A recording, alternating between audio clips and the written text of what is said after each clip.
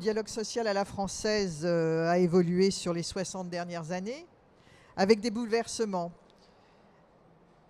tant dans ses prérogatives sociales qu'économiques. Et nous avons, nous, experts comptables, une question qui se pose à nous, c'est de réinventer l'expertise et l'accompagnement des comités d'entreprise. Alors, on va pouvoir tirer quand même une expérience, je pense, de ces 60 années passées à côté des comités d'entreprise et s'appuyer sur ce que l'on sait très bien faire. C'est accompagner et se remettre en cause de temps en temps, ça fait du bien. En effet, dans ce contexte, jusqu'à présent, l'expertise économique était restée fortement ancrée sur des socles d'origine qui ont été renforcés en 81 par la loi et la jurisprudence. Mais ces expertises lourdes, longues et parfois onéreuses recueillent de moins en moins l'adhésion tant des représentants du personnel que des directions parce que bien évidemment, comme elles leur coûtent, ils ne sont pas d'accord. Il y a déjà eu un signe qui a été très fortement donné avec le regroupement des consultations entre 3 grands pôles. Les consultations récurrentes sont demeurées, mais organisées autour de 3, orientation stratégique, situation économique et sociale, les consultations ponctuelles sur les opérations ponctuelles, les opérations de concentration et l'expertise en matière de qualité de travail et de l'emploi. Donc on est dans un principe désormais d'essayer d'être aussi pertinent, d'assurer cet accompagnement et de donner les moyens à ceux qui nous mandatent d'assurer leur mandat dans les meilleures conditions. Et c'est pour ça qu'il y a eu un outil qui a été introduit, que nous avons aidé à élaborer, mais sur lequel il y a un gros travail encore à faire. C'est cette base de données économiques et sociales. Nous avons participé, mais forte de l'interrogation et de l'étude que vous avez faite avec le Cercle Maurice Cohen, je voudrais que vous nous indiquiez un petit peu quelles sont les conclusions. Et je sais que vous n'êtes pas tendre de temps en temps avec nous, mais ça nous fait du bien. Oui, alors d'abord, précisons une chose. Donc le Cercle Maurice Cohen est le seul think tank, comme on les appelle aujourd'hui, sur les représentants du personnel. Alors au début, on avait dit les représentants du personnel, maintenant c'est finalement les CSE, les délégués syndicaux. Hein, parce qu'il ne faut pas non plus se voiler la face. Donc c'est un cercle de réflexion qui essaye de produire des idées nouvelles dans le sens de l'amélioration, pour améliorer la manière dont les élus exercent leur mandat. Alors donc nous avons lancé il y a plusieurs mois une enquête sur la base de données économiques et sociales pour savoir un petit peu comment était ressenti ce nouvel outil et quelles étaient les pratiques de terrain par rapport à ce nouvel outil.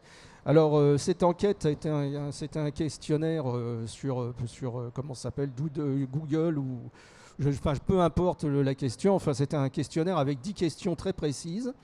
Et nous avons eu 851 réponses de comités d'entreprise qui représentent 2 500 000 salariés. Donc c'est quand même assez représentatif et ça nous permet d'avoir une pertinence par rapport à l'analyse qui est faite à travers cette enquête.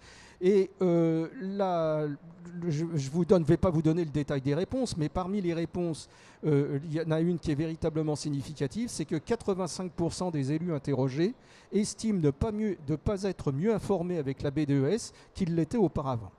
Et donc, ça pose évidemment un problème de pertinence des bases de données économiques et sociales, parce que, comme je le disais tout à l'heure, par rapport à la question qui m'était posée dans le débat précédent, la question du dialogue social partagé ou de sa conflictualité, ça repose essentiellement sur la qualité de l'information qui va être remise aux élus. Si ceux-ci ont une information qui est appauvrie ou qui n'est pas pertinente, c'est difficile d'avoir un dialogue social partagé. Voilà. Et donc, c'est pour nous, en tout cas au Cercle Maurice Cohen, c'est une question absolument fondamentale. Et j'ajoute que par ailleurs, pour la Cour de cassation, c'est une question qui devient de plus en plus fondamentale, puisqu'elle décide de plus en plus, et certains juges dans son sillage décident de plus en plus que lorsque la base de données économique et sociale ne contient pas un certain nombre d'informations pertinentes pour telle ou telle consultation, les délais de consultation ne peuvent pas commencer à courir. Ce qui est plutôt une bonne nouvelle pour les élus et pour leurs experts par ailleurs. Parce que c'est. Voilà. Donc voilà pour moi le principal, enfin véritablement la question principale est celle-là aujourd'hui, c'est la qualité et la pertinence de l'information qui va être remise aux élus et aux experts, quand bien même, bien évidemment, les prérogatives des experts comptables n'ont pas été véritablement modifiées. Mais par contre, par rapport à ce que je disais tout à l'heure, il y a une question qui est quand même assez auquel il faut être très attentif, notamment dans les négociations, c'est que la périodicité des consultations, voire même des expertises, peuvent être aujourd'hui négociées, ce qui fait que dans sa version la plus extrême, on peut très bien se retrouver avec un accord qui prévoit une consultation sur les orientations stratégiques, la situation économique et financière, la politique sociale, une fois tous les 3 ans, et donc des expertises corrélatives une fois tous les 3 ans.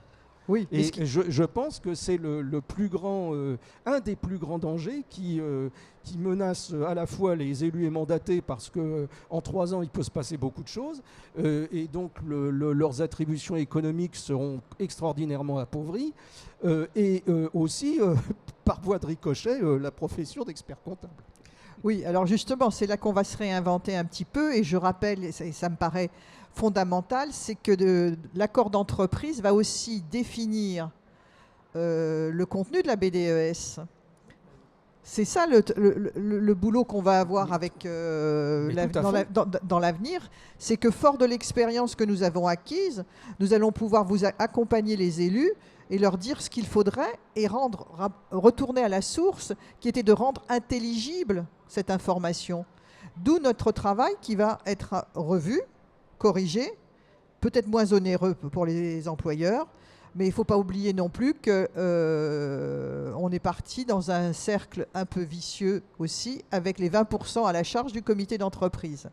Bon, ça c'est une anecdote, mais c'est une anecdote qui n'est pas sans conséquence dans l'attitude que les élus et que nous devrons nous défendre de façon, je dirais, ferme. C'est qu'il n'est pas interdit dans l'accord d'entreprise d'innover aussi dans la prise en charge d'un certain nombre de consultations autres. Cet accord d'entreprise devenant le socle de ce qui va se passer au sein de l'entreprise.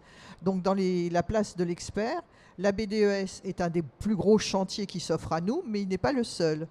Nous avons accompagné aussi, et il faudra être vigilant, parce que tout le monde a parlé de la réglementation sur les informations, la RGPD, et on se rend compte qu'on avait dans certains cas eu tendance à renvoyer ça sur la responsabilité de l'employeur, mais les élus peuvent s'en emparer et utiliser ce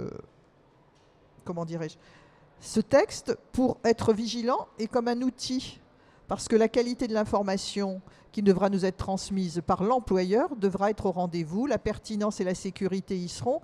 Et Patrick, j'aimerais que, on sait qu'on est un peu dans un temps contraint, mais que tu nous fasses part de ce grand chantier dont vous commencez à voir, non pas le bout, parce qu'il ne fait que commencer, mais dont tu as été une cheville ouvrière. Et je pense que nous avons été un peu à tes côtés, alors ça me rassure, on a du boulot. Effectivement, c'est un très très gros travail, RGPD. Alors pour resituer la taille du chantier, Pôle emploi, c'est 26 régions, c'est environ près de 60 000 employés dans le monde, puisqu'on est répartis sur toute la planète, il n'y a pas qu'en métropole, il y a les Outre-mer, il y a aussi tous les systèmes de sécurité. C'est une grosse maison que Pôle emploi. Pour moi, donc, il s'agit actuellement toujours du CE Pôle emploi Île-de-France, qui représente environ 8500 personnes. Pour mémoire, Pôle emploi, c'est un établissement public à caractère administratif, qu'on appelle un EPCA. Et donc, à l'intérieur, nous avons toujours des statuts 2003, c'est-à-dire des agents publics qui viennent à l'époque de la NPE et des agents privés de la CEDIC. Mais c'est Pôle emploi depuis maintenant 2009. Voilà, petite introduction. Alors, Moi, si je suis là ici ce matin, c'est pour témoigner effectivement de l'accompagnement de la part des experts comptables dans le cadre de ce chantier de la réglementation générale de protection des données. Et je dirais pas au quotidien, mais presque, puisqu'on a énormément travaillé là-dessus. On a fait ça dans les règles, dans toute la partie conformité, dans toute la partie mise en place, sachant que dans les temps, on n'a pas pu faire ça en mai à l'époque 2018, pour une bonne raison. D'abord, la loi a été passée au niveau européen, mais pas agréée au niveau français, notamment par la CNIL. Donc on a développé quand même, nous, ça depuis... On a commencé en juin 2017, donc je vous rendez compte du chantier que ça représente. Hein. Et donc, avec cet accompagnement, ça nous a permis, d'une part, notre volonté de mettre en place tout ce qui va au niveau de charte, de confidentialité, de toute la partie aussi, ce qui concernait les dispositions légales, la nomination d'un délégué à la protection des données, que vous avez devant vous pour l'Île-de-France, et un responsable des traitements qui a été élu au niveau du comité d'établissement sur la personne morale, donc du comité d'établissement. Donc il y aura une passation de pouvoir du comité d'établissement au CSE-E, puisque nous, on sera un CSE établissement, sachant que nous avons un comité central au niveau de Pôle emploi pour l'ensemble des régions. Quoi dire encore rapidement sur le sujet oui, on a joué le jeu de la volonté de notre part d'en faire bénéficier, bien sûr, avant tout, les salariés, la protection des données. Mais ce que je voulais dire aussi, c'est que ça a permis de travailler en concertation avec la direction régionale d'Île-de-France. Ils ont joué le jeu au niveau RH, de manière à revoir aussi, eux, leur système de fonctionnement et leur système de développement de RGPD. Donc on a travaillé en concertation totale, ce qui n'est pas courant dans toutes les entreprises et surtout dans les grandes entreprises sous tutelle comme nous, puisque rappelons-le, Pôle emploi est sous tutelle du ministère du Travail. Hein. Notre directeur général n'est pas un salarié de Pôle emploi. Voilà, donc on a développé ça avec eux. Ça a permis de fiabiliser complètement la nature des données et des informations. On est arrivé à un 100%, avec l'aide, je répète, hein, puisque je suis là pour témoigner, avec l'aide bien sûr et toutes les suggestions de la part de notre expert comptable et notre commissaire aux comptes, il faut le dire aussi, puisqu'on est, on est en charge de travail avec eux. Voilà brièvement résumé, sauf si vous avez des questions particulières. Je peux vous dire par contre que personnellement, c'est une expérience vécue qui est vraiment un régal. Bon, je suis juriste à mode formation, donc c'est un régal, mais aussi c'est un partage. C'est là où on voit que même sur une très très grosse entreprise comme la nôtre, on peut facilement partager entre élus, organisations syndicales, agents, publics ou privés et entreprises. Voilà, merci.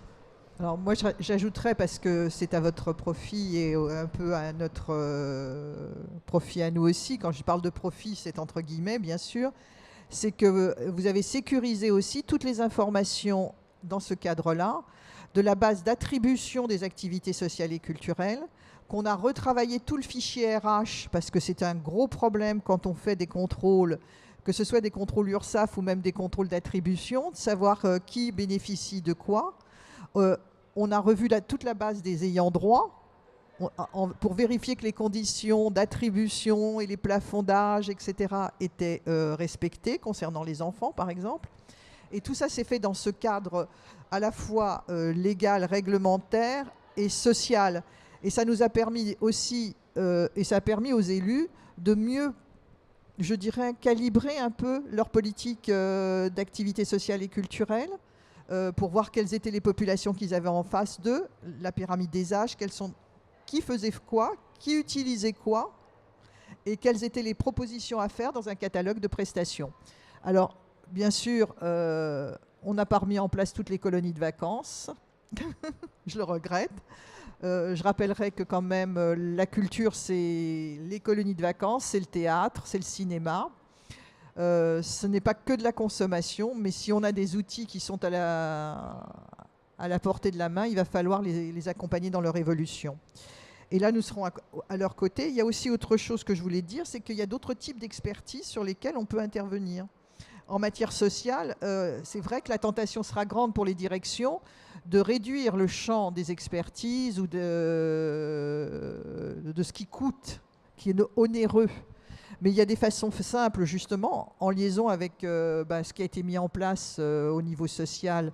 Quand on traite le fichier des RH où on a tous les salariés, c'est de s'assurer de la sécurité, de la conformité des pratiques au sein de l'entreprise, mais aussi de savoir où en est le personnel, puisque si vous mettez des coefficients familiaux ou pas, les critères, vous aurez des informations pour les NAO. Et là, c'est peut-être une façon de réfléchir différemment à comment on peut accompagner et vous aider dans...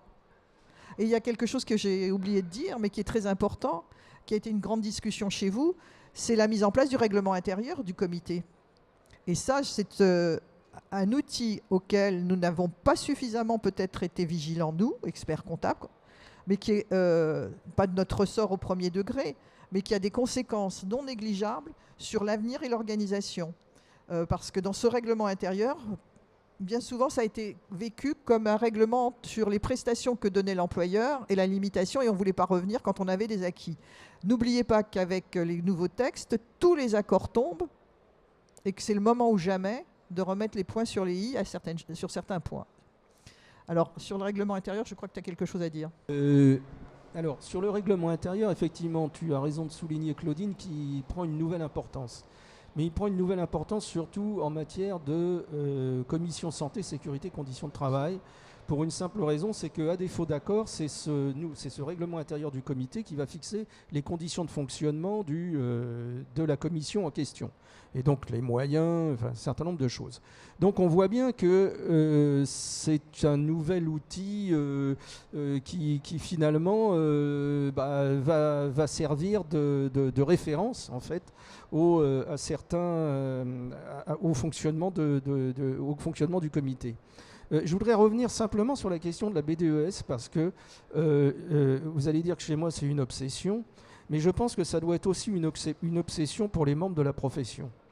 Parce que ce qu'on a constaté dans notre enquête, et ça fait partie des enjeux, à mon avis, majeurs pour une information consultation de qualité, c'est que les BDES qui devraient être des bases de données économiques et sociales, sont en réalité des bases documentaires. C'est-à-dire qu'on refile aux élus sous une forme numérique ce qu'on leur donnait avant sur base papier. C'est-à-dire on empile des fichiers PDF sur un support informatique, à charge pour eux de voguer de PDF en PDF et de les imprimer eux-mêmes. Donc finalement, la charge de l'impression, si j'ose dire, la charge de la documentation a été transférée de l'employeur sur les élus. Et donc moi, il me semble que vous devriez, enfin je pense que vous le faites d'ailleurs, il faut militer pour des BDES qui soient de véritables bases de données, c'est-à-dire des tableaux Excel avec un certain nombre de chiffres et notamment se battre au niveau de la négociation des accords pour obtenir la présentation de la BDES sous une forme historique et sous une forme prospective parce qu'on peut exploitable parce qu'il est possible par voie d'accord aujourd'hui d'évacuer cette approche historique et prospective de la BDES. Et ça, je pense que c'est le plus grand danger qui menace les élus et leurs experts. Alors, je terminerai sur une note optimiste. Je suis sûre que nous avons tous les ressources nécessaires pour nous réinventer et accompagner les comités d'entreprise et les comités sociaux d'entreprise, et surtout pour une information de qualité et pertinente. Et donc, cette BDES, c'est notre futur challenge. Sans doute. Alors, à bientôt.